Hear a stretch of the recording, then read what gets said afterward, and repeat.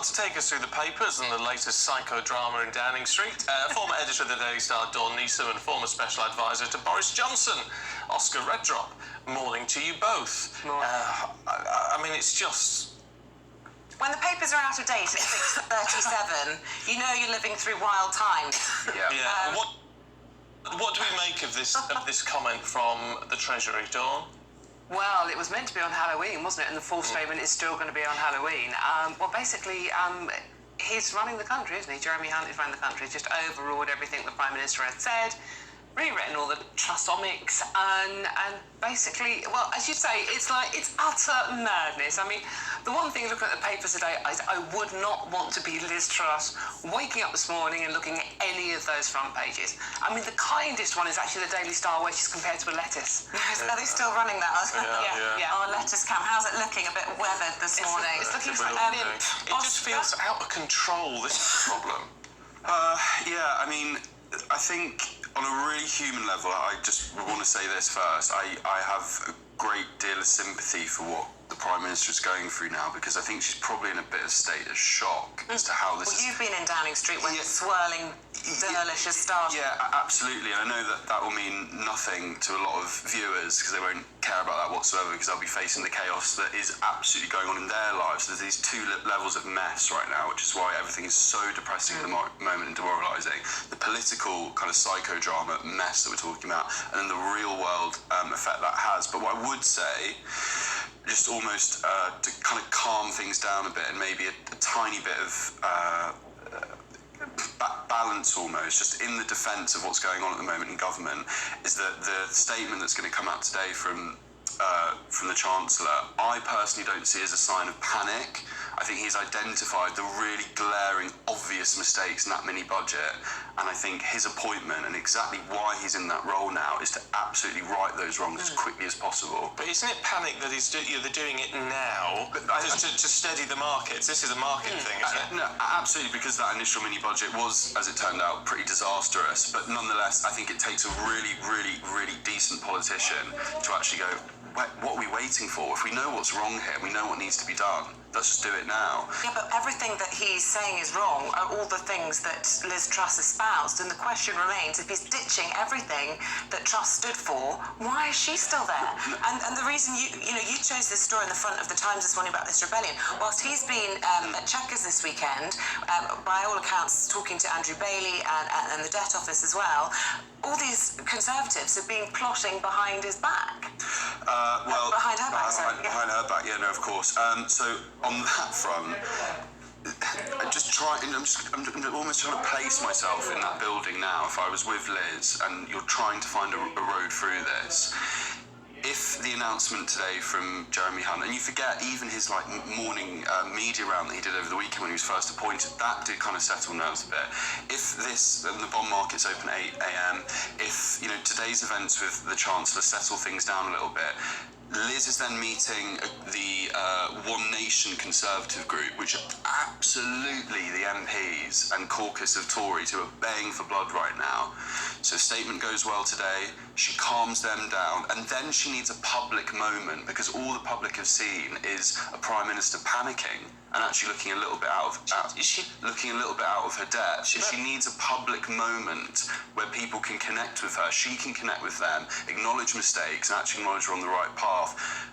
Although, as we've discussed, there are hundreds of MPs who quite clearly have no interest in... I was going to say, I mean, the meeting, she had a meeting in 1922 last week, and that was, by all accounts, disastrous. Yeah, I mean, the briefing that goes on off the back of that was completely disastrous. And just really quickly on this, I think the 1922 committee is really interesting because, and to people who aren't obsessed with politics, they have all their kind of weird little rules in terms of how they can get rid of a Prime Minister.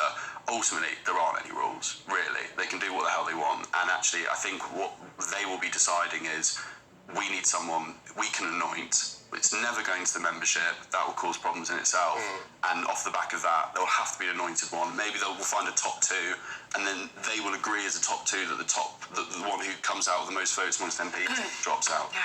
Meanwhile, Dawn, in the Telegraph, Yes. Penny Mordaunt is now publicly calling for unity behind the Prime Minister, which makes me think she's eyeing up the... she's eyeing up, yeah. I mean, she's very much... She's written a piece, she hasn't given an interview, she's written a piece for the Telegraph today, which, as we all know, is very, very pro-Conservative Party. And she's damning Liz Truss with faint praise, isn't she, really? She's comparing Liz Truss's struggles to those faced by Winston Churchill. Obviously, you know, he sort of like, you know, Really? went through it. Well, exactly. And she's saying, you know, we all need to get behind her and unify. Now, in my mind, this is like, you know, the board of a football team. We have every confidence in the manager. We're backing the manager. And before you know it, the very next day, they are out. Now, Penny Mordaunt, obviously, as we know, ran for the job herself. There was discussion over the weekend about her and Rishi Sunak teaming up. And I think, given Sunak's already been turned down for a Prime Minister, rejected, then it would have to be Penny Mordaunt in the main job, wouldn't it? Yeah, which he's not going to go for. Well, I mean... did you work on any of his campaigns or anything? No, very much not. No, definitely not. I think Penny, I mean, again, Penny's a bit of a risk. You know, because there's a similar dynamic that was at play with Liz, is that, you know, she seems, you know, really competent. She seems like she can connect and a decent communicator. Everyone was coming out saying she doesn't do the work. But we don't really know. It just feels like a risk. And the other thing that Tories need to realise here is that I don't quite think it's sustainable for them to not go to the general public with a general election after appointed. But the polls just, I mean, that is not going to do that, are they? I mean, they just might as well just say, we're handing over. But that's where the Labour Party will then, if they replace Liz Truss, whoever it is, all you will hear from the Labour Party and the Liberal Democrats in the House of Parliament every single day is general election, general election, general election. But is that why it's in terms of changing a leader, if that's an inevitability, and I agree with you, I think it is, it's about getting someone in who is going to mitigate the results of a general election. Who would that be? Yes, it is, but who is that person? Boris Johnson? Well, this is the debate. Everyone. Well, it's funny you say that. People coming back to. Well, I mean, He's off to America, isn't he, to make money, setting up an office in New York, if the papers are to be believed. I mean, just looking back rather than forward, it's obviously, I do slightly have my head in my hands when I kind of think, well, we could have kept Boris. We could have kept Boris, guys. And I know for some people that felt like that wasn't sustainable either. But when you look what's followed... Oh, I think everybody would agree they'd rather have Boris at this point, wouldn't Well, I'd rather have the lettuce, to be honest with you. But I mean, to a certain extent, it was Boris's behaviour.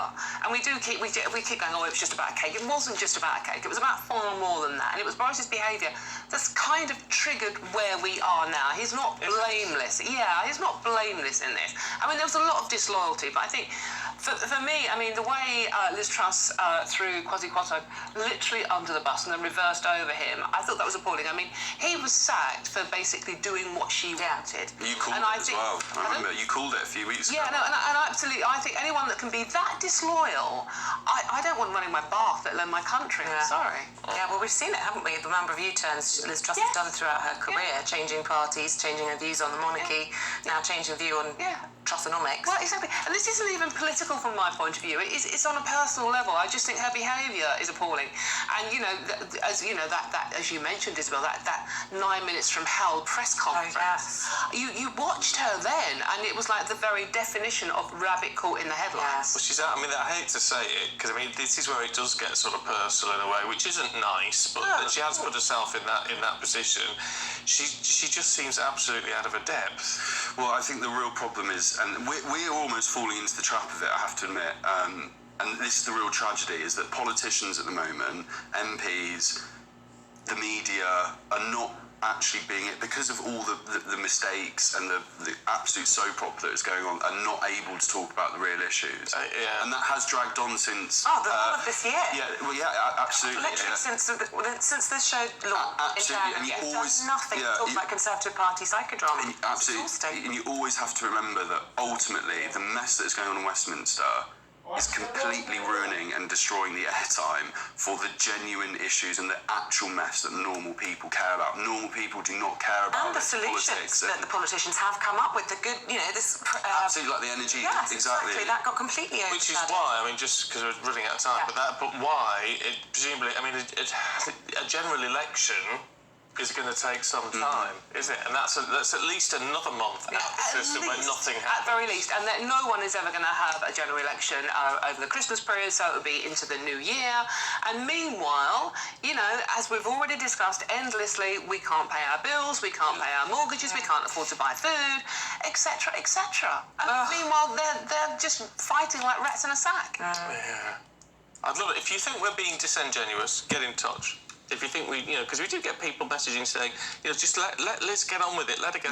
The problem is she just seems, it's like, she lost a grip of what's going on now. It's her party that it just seems out of control now, which is what I think a lot of people now are finding very disconcerting. Let us know what you think. Time for one more story before we have to move on. Let's go for police reform, because it's a really big story. This report that's come out talking about corrupt, misogynist, racist, fraudulent police officers, hundreds of them within the Met Police.